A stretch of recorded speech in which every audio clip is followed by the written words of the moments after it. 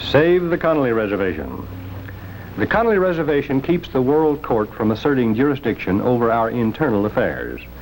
Repealing the Connally Reservation could be equivalent to annulling the Constitution, giving the World Court unlimited jurisdiction over activities of the American people and of their government.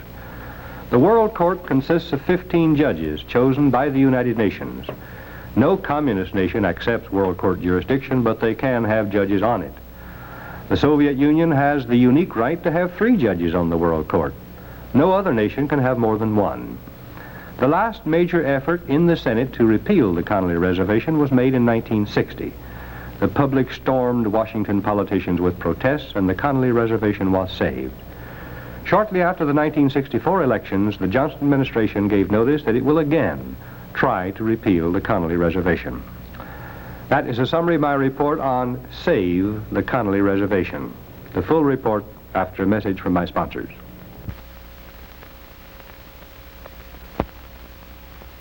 On November 17, 1964, Dean Rusk, Secretary of State, gave notice that the Johnson administration will urge the United States Senate to repeal the Connally Reservation.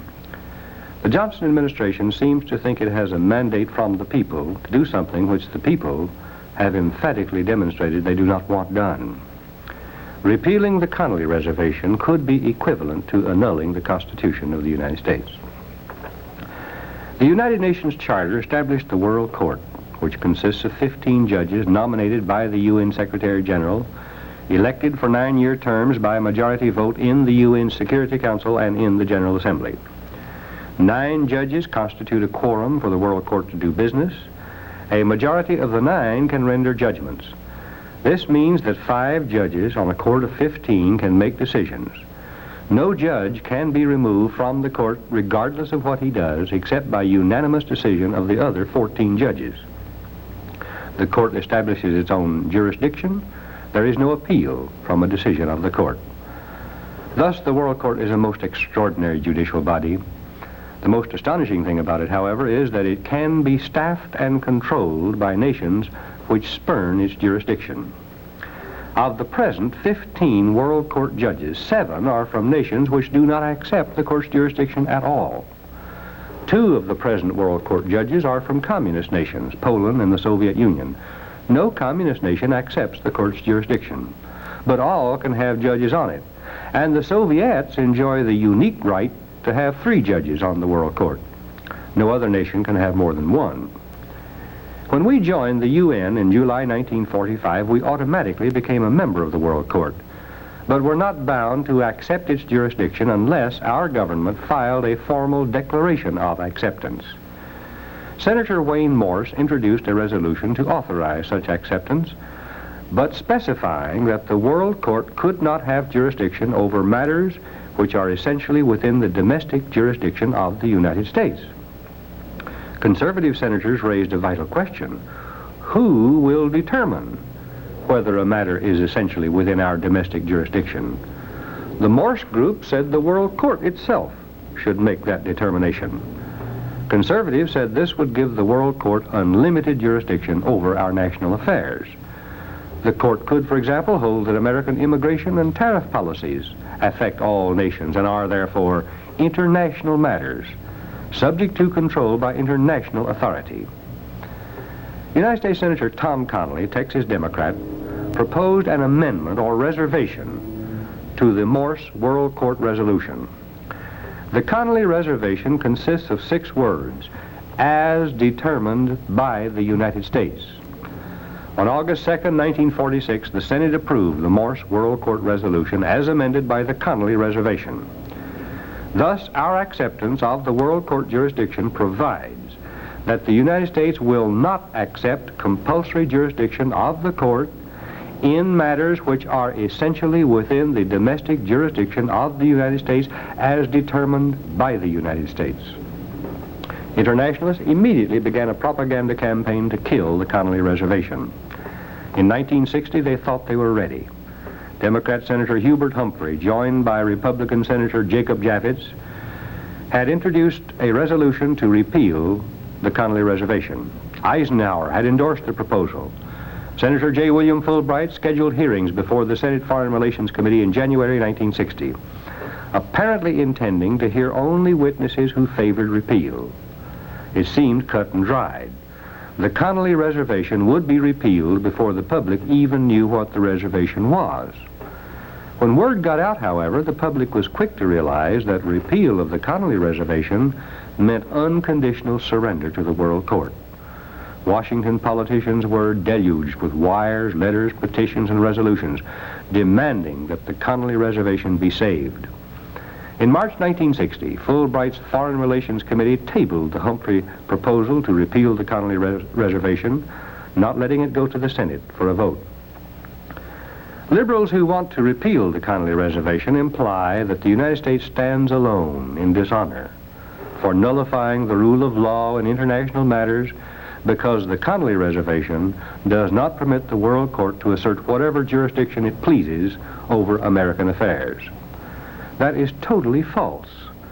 Of the 115 nations in the UN, only 35 accept the court's jurisdiction. Of those 35, 31 reserve the right to reject World Court jurisdiction when they please. Only 4 nations in the world really accept compulsory World Court jurisdiction in their international affairs: the United States, Mexico, Liberia, and Free China. As to the rule of law in international affairs, law is meaningless without enforcement power. At present, nothing but world war could force a major nation to obey the World Court. That would be senseless because the court is supposed to prevent war, not cause it. For enforcing World Court decisions, the only alternative to world war is a universal police state. A World Court, backed by enough power to enforce its decisions, would of necessity be a world dictatorship. If no one resisted, we would have world peace through world law. America's internationalists do not say they want a one-world dictatorship to enforce world peace through world law. They claim to want only a world in which all nations will try to settle international disputes peacefully without resort to war or force. That objective is noble, but not new. Men have wanted this kind of world since the beginning of civilization. America, as a nation, exerted her maximum influence in leading the world toward peace and freedom during the 148 years when we followed George Washington's policy of national independence, keeping out of the political affairs of other nations and compelling them to keep out of ours, being fair, scrupulous, and open in keeping all the terms of all our treaty agreements with other nations and holding them accountable for keeping the same agreements. That is the only kind of world peace through world law that has any real meaning. Such behavior won for America the respect of the world and encouraged other nations to follow her example. Since we renounced that benign policy of national independence in 1945, our prestige and leadership in the world have crumbled, while the power of communist nations has increased. The World Court says its jurisdiction rests on agreements between nations and on the charters and constitutions of various United Nations organizations. The World Court specifically cites American foreign aid agreements as documents providing World Court jurisdiction. Think about that. If the Connally Reservation were repealed and the United States should subsequently stop foreign aid, all UN members affected, which would be most of them, could claim that our action damaged them. What if they brought charges in the World Court to compel us to continue foreign aid? We might argue that taxation imposed on Americans by their own government is strictly an internal affair, not subject to jurisdiction of the World Court. The other nations could argue that American taxation to support foreign aid programs vitally affect the economy of the world. Here then would be a dispute about jurisdiction, and the World Court Charter says that when there is a dispute, the court itself can determine whether it has jurisdiction. In joining the World Health Organization, the United States pledged itself to promote health throughout the world. Promoting health, according to the World Health Organization, involves not only conventional activity in the fields of medicine and hygiene, but also housing, nutrition, economic conditions, employment, and mental conditions. As long as there are people on earth not enjoying complete physical, mental, and social well-being, some will feel that the United States has not done its best to create utopia.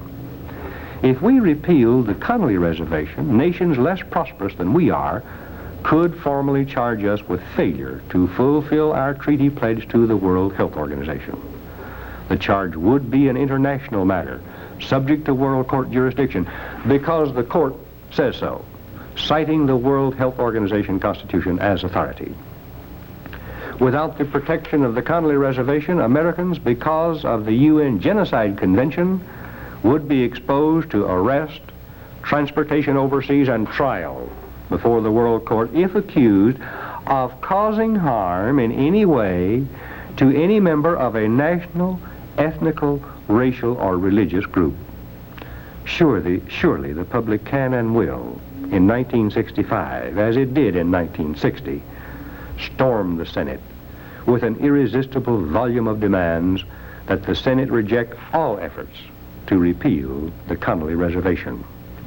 Without the Connally Reservation, the World Court, by the terms of its own charter and by its own assertion of authority and jurisdiction, could decide to claim jurisdiction over any matter within the United States, literally putting every individual American and every government within the United States under the jurisdiction of this foreign body, composed of 15 judges, on which we have only one judge, on which the communists could have a dominating majority.